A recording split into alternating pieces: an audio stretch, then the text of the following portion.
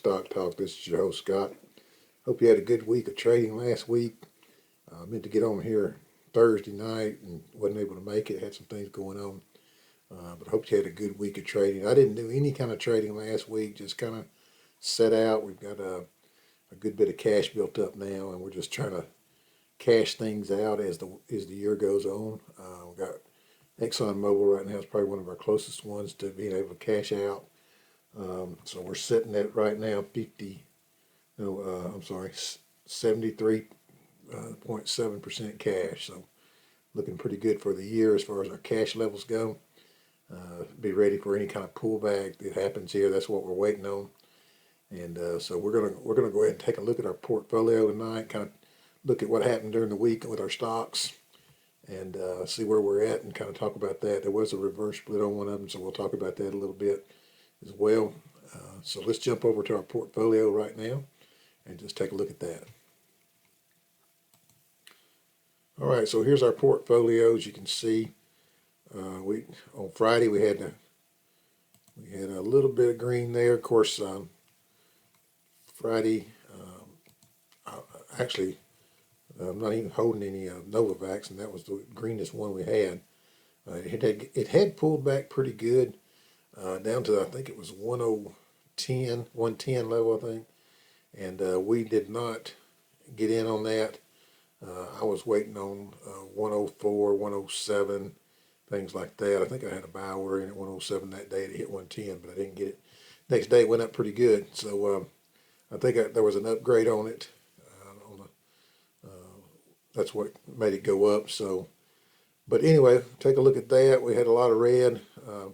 Friday was kind of a boring day on the market. So let's just go ahead and take a look at what our stocks did for the whole week. Tilray. Let's pull that chart up and take a look at the 5-day chart. This is what I like to do sometimes when things are low and you're not really focused on a single stock, is just kind of take stock of where you're at on your stocks. And this is a good way to do it is look at these 5-day charts, and you can see there's a downward slope there for 5-day chart. So we know that one didn't help us out for the week. I also like to look at the volumes, kind of see where the volumes are. As you can see here, the average volume Friday was 7 million compared to an average of 16. So nothing major happening there on that stock, it doesn't look like. So let's take a look at our next stock there. XSPA. Let's see here. So let's pull that 5-day chart up on that one. You can see there the volume is about half of what it was normally. Again, taking a look at that stock, it got beat up pretty good there. XSPA for the week pulled back pretty good. So that's the one that has, just to recap on that, it's the one that does the testing sites in the airports. And it looks like they did turn one up in Denver. So I would have thought this one would have been doing a little bit better than it is, but for some reason it's not. But we're going to hang on to it. We're just holding a small amount of that, and just waiting for some kind of pop. May come, may not. NKLA was down pretty good on Friday, 5%. I think it had a kind of a rough week, so let's take a look at that on the 5-day chart. Yeah, we can see we got a downward trend on that one as well. As you can tell, last week we didn't have a very good week as far as our stocks go. It kind of pulled back, considering what we've been having. It's you got to expect a pullback at some point because we've done really well the last few weeks.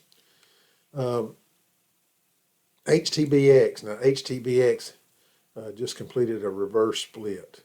Okay, a 7-to-1 reverse split. So those are hard to recoup from, but you can recoup from them. I mean, Novavax was one of those that did, but there was a 7-to-1 reverse split. So watch for that one. What happens a lot of times when these things pull back, let's go ahead and do the 5-day chart. You can see here, this is probably the day they announced, or one of these days here.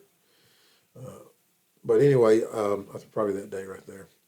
But when these things pull back um, on these reverse splits, a lot of times, after the reverse split, they'll pull back even further. So they're out of the danger of being delisted right now, and that's why they did it supposedly. Was to avoid a delisting of any kind, but they hadn't even been down under the dollar mark for long, I don't think. But they did it, and that's okay. It's back up to 577 now. But remember, divide those shares by 7 because now you have that many shares. Okay, so volume a little high, almost double. We'll watch that one this week, see if it can hold off any more dropping after the reverse split. That's, like I said, a lot of times what they do after a reverse split is, they'll get beat up even worse. So not only do you go through a reverse split, but you get beat up from there because once it gets up that $5 level, people, they'll just start selling it and just saying the heck with it and that kind of thing. Even though the price looks like it's, 7 times higher, it's not. And so people are afraid that it's going to pull back even more, and it does usually. So that's why you'll see a downward trend on those even after the reverse split. So watch where it settles. We'll see where it settles, but that one's going to be a while before we ever get our money back on that one, unfortunately. And that's what happens when you buy these kind of stocks sometimes. You gotta be expecting stuff like that. But you see that 5-day chart was really rough on that one. All right, so let's take a look and see what else we got. Let's see. XOM, still holding that one again. Let's go back to Novavax. I'm sorry. Go back to Novavax first. I think I skipped it. Yeah, Novavax. Now, take a look at Novavax. It had a good day. I mean, it really was up there all the way up to 129 early that morning. And pretty good volume. About 150% volume there compared to normal. And so that's something to look forward to as well. What would concern me looking at that volume, you see most of the volume is up here when it's charging up. So it could be that they get, the big boys get it up there, then they start dumping it. That's what I look for sometimes. You can see it did kind of die off in the middle of the day and then pick back up. That's the normal pattern that we've been seeing with this one. That they knock it down, knock it down, knock it down. They go to lunch, and the people like me and you bring it back up, and then they didn't fool with it anymore for the rest of the day. It doesn't look like, because you can see this volume level picked up a little bit towards the end of the day, and then you can see it going up a little bit there. So not a bad week, I don't think. Let me take a look and see how the week looked for that one. Well, that's another thing. So you can see here, you think, well, that was $9, 8%. But if you look at the total week, it really didn't make that great of a gain. I mean, $4 or so for the week. But if you look here, you can see where we did have that big drop, 107.89 looks like, and I had a buy order in at 107. So we missed that. Wished I'd got it because we could have sold out right in here, probably somewhere. I would have sold out in there somewhere if I had it. But this was the day I think it got the upgrade right there, and that's what made it do that. All right, so that's where we're at on Novavax. Some of you are still holding that one. I don't have any. Okay, XOM, that's the one I do have. That's the one I'm close to being able to cash out on if I want to cash out even. So we're not too far off from the even mark on that one. Let's take a look. The oil's been doing pretty good. I don't know that it did great this week, but let's take a look. Yeah, it did. All right, it did have a pretty good week. That's 40 to up to 40, 44 almost. So you're talking about almost 10% in a week. There's nothing wrong with that. The volume was pretty close to normal, but that's a good little chart right there for the week. That's the kind we like to see. So we're going to watch that one. Oil's been doing good. Oil stock's doing good. So that's good. We're going to hang on to that. X, I don't have any X in our IRAs, but I still have some in the cash account. Now I did sell some this week in my cash account, and it was a pretty good little gain on that. I mean, I think it was 182%. So I went ahead and cashed some of that, but I'm still holding probably 2/3 of it, or maybe maybe half. I think it's closer to 2/3 though. But let's take a look at the week for U.S. Steel. 1670 up to 18 something, so not a bad week there either. It did have a real high spot here. I didn't sell there. I think I sold somewhere in here. But it's a good week. You still got some heavy volume on U.S. Steel. Take a look at that. 18 versus 13 million there. Steel has been on fire as well as the oil stocks. Again, that's something we've talked about before. Those two do seem to trade together at times for whatever reason. And here's one I've had a chance to make some money on the other day in the cash account,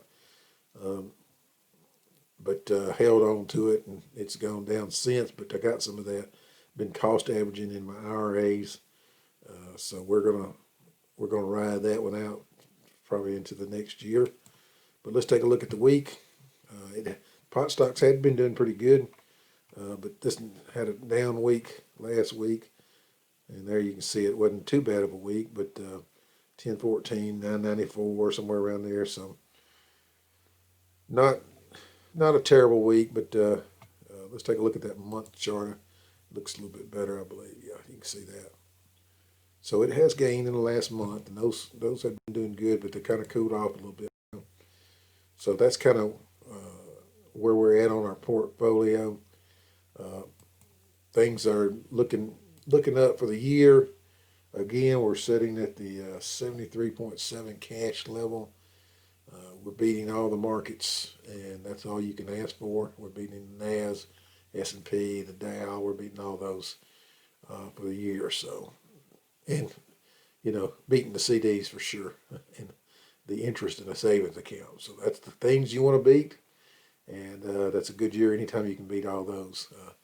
Even if you don't beat all the markets, I mean, if you can stay within the Dow or something like that, Dow's usually the slower one as far as gains go, seems like to me. But NAS has been on fire this year, but we are ahead of that for the year, so that's good. Nothing really beat us this year. So sometimes you have years like that, you need to string a few of those together. Sometimes you got to hold. What happens to me a lot of times, it seems like, is I'm holding my losers at the end of the year sometimes, and was not able to sell enough to make up the difference. But this year's been a whole different story. We've traded a lot of times, and made, if you've watched the videos, we've done a lot of trading this year, and pocketed lots of those plus sign on those sales that we made. I think we sold maybe one or two for a loss, but the rest were all green, and that's a good thing when you can pocket money. And so we did that. Not only did we pocket money, the portfolio went up, so that's good as well. That's a double winner. But what happens sometimes, you get stuck holding those losers, and it kind of drags down your portfolio numbers and makes it look like you've lost money for the year. And you are really. I mean, you're losing for the year sometimes. But like I said, you don't lose a dime till you sell something, and you don't make a dime till you sell something. So that's why we do pocket that money, because we want to pocket those good gains when they come in, because they don't always stay there, as you can tell. If you look at these charts that we've got, let's just take a quick look at one right now that we've been trading all year. On this Novavax, we've traded it all year, but let's look at this 1 year chart. Let's just do the 1 year chart here. As you can see, this stuff doesn't go straight up. Okay, and it looks like it did right here, but you can always get these pullbacks and these dips you see here, and another dip, up, dip, and that kind of thing. So if you did get a 6 month chart up there, you can see it's a little bit more granular than that, but there's opportunities. I mean, even when you sell out and that thing keeps going like that or whatever, you still can come in over here somewhere low and just watch the levels. And as the levels, you can see that's a good level right there. That 85 is a good, strong support level. When it gets down there, it usually holds up pretty good and goes up pretty good from there. So that's a real good spot to get in if we can get in at that one. And of course, I'll start even higher. The 107, maybe the 100 mark. But if you can get in down here, it's a good thing to do, especially before all this news starts coming out on these P3 tests and those kind of things. But that's kind of what I look for during the years. Just because you sell out don't mean you have to stay out of a stock. That's what I like to trade in and out because you never know what's going to happen. Of course, sometimes it's the wrong thing to do if you're looking at it from that perspective. But if you're making 6 and 7 and 14% when you sell, you got to be happy with that kind of stuff. And then, of course, there's a lot of cases you might make 30 or 40 if you held on to it. But just because it went up higher doesn't mean you would have sold it then either. So that's the thing you got to worry about is, if you're going to hold it forever, that's great. And this would probably be a good one that you could now hold for a long time. It may not be 124, 6 months from now. It may be worse than that. But then again, 6 months from now, or 2 years from now, 3 years from now, if they get these drugs on the market, this thing could be a lot higher. Okay, so that's kind of things you look for. But let's take a quick look at and see what's going on in our markets tonight. See if we can get an idea of what maybe we'll be looking forward to tomorrow. Okay, so let's do that. Let's see here. All right, so let me just go ahead and do a refresh on that. All right, looks like we got a lot of green. Dow rises 150 points. Okay, so futures are up, good and green all the way across. Oil's up. Everything looks like it's up for tomorrow. That's great. And it looks like some of this has to do with these vaccines are coming out, and people are getting. It looks like staff members are getting scheduled for that. So this looks good. This looks good for tomorrow. Of course, we know that this all can change, but to see it that green this early in the night, that's awesome. Let's take a look at what's going on in Asia. Again, we're seeing green across the board, and this is going to be, it's probably, the headlines tomorrow is going to be all about the vaccine, based on what I'm seeing here. So that looks good. This is what happened Friday. You can see we had red in the NASDAQ, red in the S&P, with Dow managed to squeeze out a little bit of green there. That's what happened Friday. Our oil just up a little bit, Brent's up, but look at these levels. Brent's at 50 and oil's at 46, so that's good, really good. All right, so everything's looking good for tomorrow. It's going to maybe be a good start to tomorrow. Hopefully we'll have a good week. We had a down week this last week, but we've done well. So we expect to pull back every once in a while. And we're so far into cash now, that portfolio is not moving anything like it was before, either up or down. It's, the down days are not terrible and the up days are not great. So, but that's what happens when you're sitting on the sidelines. You're not really enjoying the excitement. But last week wouldn't have been a good week to be heavy into it either. So we did probably save ourselves a little bit of money there. All right, well, have a great week of trading, and we'll try to jump back on here sometimes in the middle of the week, maybe Wednesday or Thursday. All right? Thanks for watching the video. Hey, and if you hadn't subscribed yet, don't forget to do that by clicking this button right over here. I'd really appreciate that. And also click the like button if you would. And I appreciate we do have a couple of new subscribers. And if you haven't subscribed, please click that button. And y'all have a great week trading. Thanks. Bye.